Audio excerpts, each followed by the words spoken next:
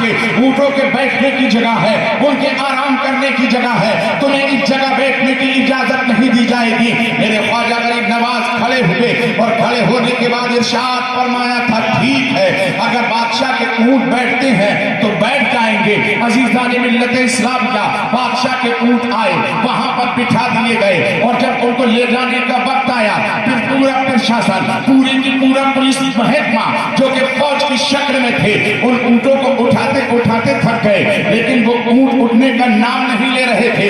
اونٹ سے مست نہیں ہو رہے تھے, اونٹ ہلنے کا نام نہیں لے رہے تھے. جتنے بھی اونٹوں کے رکھوالے تھے اونٹوں کے محافظ سے پریشان ہو گئے, آپس میں مشورہ کیا اب بادشاہ کو کیا جواب دیں گے, یہ تو اونٹ اٹھنے کا نام نہیں لے رہے ہیں. تو کسی نے کہا معاملہ کچھ ایسا نظر آتا ہے, جس جگہ پر فقیر بیٹھا ہوا تھا ہم نے اس کو اٹھایا, اس نے چلتے وقت کہا تھا ٹھیک ہے بادشاہ کے اونٹ بیٹھے ہیں تو بیٹھ جانے دو, ہو سکتا ہے ان کا یہ جملہ ہم قبول ہوا ہو اور اسی کی وجہ سے یہ اونٹ اٹھنے کا نام نہیں لے رہے ہیں. چلو اس فقیر کی بارگاہ میں چلتے ہیں, ان سے معافی طلب کی جائے, ان سے معذرت مانگی جائے تاکہ وہ معاف کر دیں اور ہمارے اونٹ اٹھ جائیں, تاکہ ہم بادشاہ کے عتاب سے اور اس کی سختی سے بچ جائیں. میرے ملت کے نوجوانوں ذرا غور کیجئے گا اور بات کو دل کی تختی پر لکھ کر کے لے جائیے گا.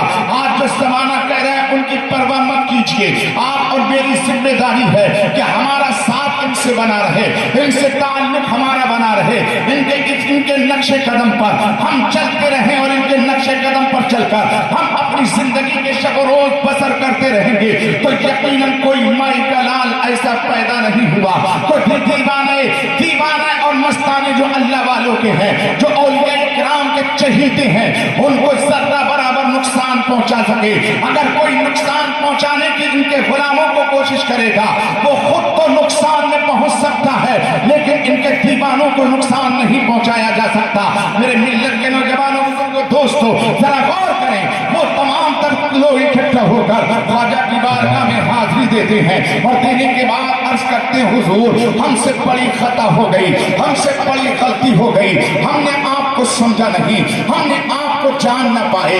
ایک نیک بندے, ایک فقیر ہماری غلطی کو خطا کو معاف کر دو. میرے خواجہ نے ارشاد فرمایا تھا بات کیا ہے, تو کہنے لگے حضور جس جگہ آپ بیٹھے ہوئے تھے ہم نے آپ کو یہ کہہ کر کے وہاں سے ہٹا دیا کہ اے فقیر اٹھ جا, یہاں بادشاہ کے اونٹ بیٹھتے ہیں, آپ یہ کہہ کر چلے آئے ٹھیک ہے بادشاہ کے اونٹ بیٹھتے ہیں تو بیٹھ جائیں گے. اے میرے فقیر صاحب آپ تو یہ کہہ کر کے چلے آئے ہو, اب اونٹ ہم نے بٹھا دیے, اب اونٹ اٹھانے کی کوشش کر رہے ہیں لیکن کوئی اونٹ اٹھنے کا نام نہیں لے رہا ہے.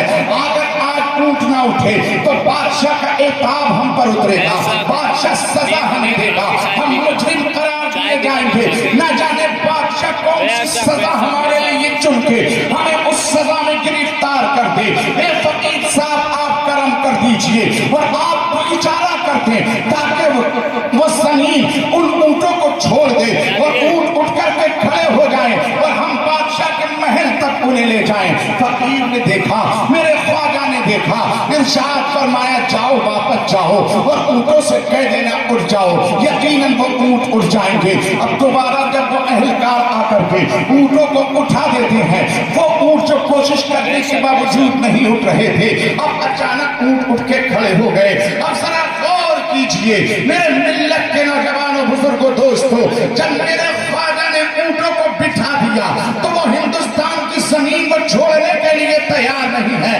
جب میرے خواجہ کے بٹھائے اونٹ نہیں اٹھ سکتے تو جس کو خواجہ نے بسا دیا ہو, جن کو خواجہ نے بسایا ہو ملک بھارت کی زمین پر, تو اسے کون اٹھا سکتا ہے, انہیں کون اکھاڑ سکتا ہے. اب آپ کہو گے جناب والا پھر یہ کشمکش کے عالم کیوں ہے, آج بھارت کا مسلمان پریشان کیوں ہے؟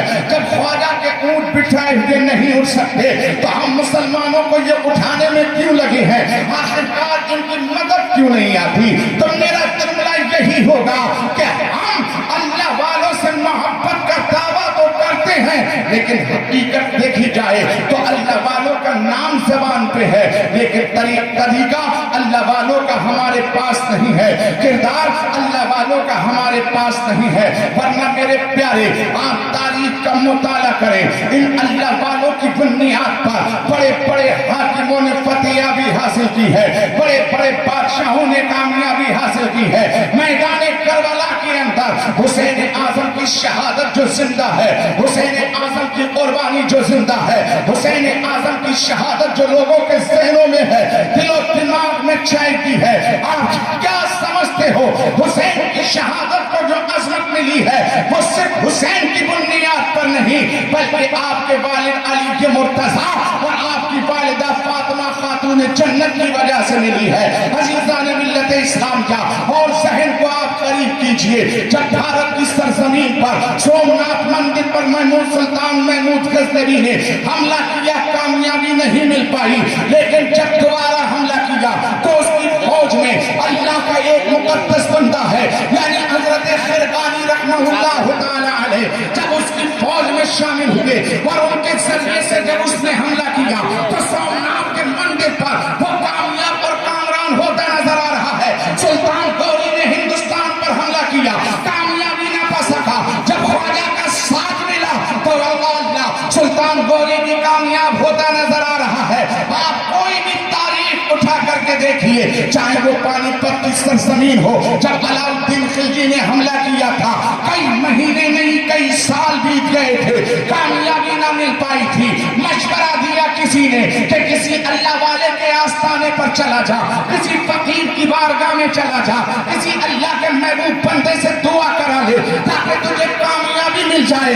تو اس وقت کوئی اور نہیں بلکہ علاؤالدین علی احمد صادق کلیری کا پیارا چہیتا مرید حضرت شمس الدین ترکمانی پتی رحمہ اللہ تعالی علیہ نے اللہ کی بارگاہ میں دعا کے لیے ہاتھ اٹھائے ہیں تو اللہ نے شمس علاؤالدین خلجی کو کامیابی کی منزلیں طے کرا دی ہے. کیا مطلب ہے؟ پتہ چلتا ہے کوئی بھی بادشاہ ہو اگر اسے کامیابی ملی ہے تو اسے ولیوں کے ساتھ کی ضرورت پڑی ہے. سلطان محمود کو کامیابی ملی تو ولی کے ساتھ کی وجہ سے ملی, علاؤالدین خلجی کو کامیابی ملی ولی کے ساتھ کی وجہ سے ملی, سلطان غوری کو کامیابی ملی ولی کے ساتھ کی وجہ سے ملی. اور میں کہتا ہوں اگر آج بھی تم کامیابی چاہتے ہو تو ان ولیوں کے آستانے سے لگے رہو, ان کے ساتھ اپنے ساتھ میں رکھو.